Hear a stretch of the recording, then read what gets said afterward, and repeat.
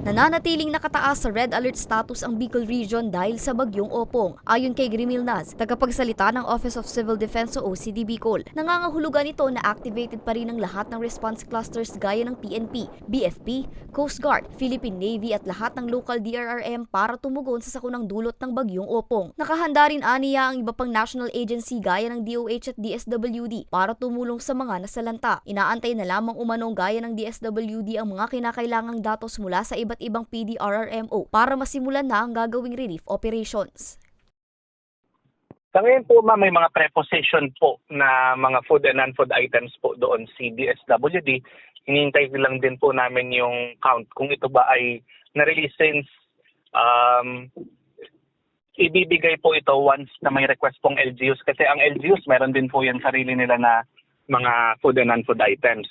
Pero yung galing naman po sa amin ma'am sa OCD, ito po yung dadalhin po namin once na ma-ensure po natin na meron na po tayong biyahe ng barko.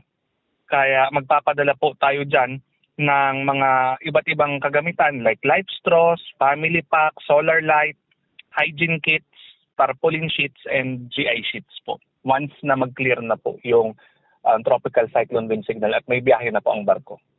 Samantala, batay din sa datos ng OCD Bicol, 621 na evacuation centers sa buong rehiyon ang pansamantalang ginagamit ngayon na silungan ng mga naapektuhang pamilya. Umabot naman sa 24,500 na pamilya o 87,499 na mga individual ang naitalang lumikas at nakisilong muna sa evacuation centers sa rehiyon, habang 13,680 naman na mga pamilya o 48,978 na mga individual ang nakikisilong ngayon sa labas ng evacuation centers.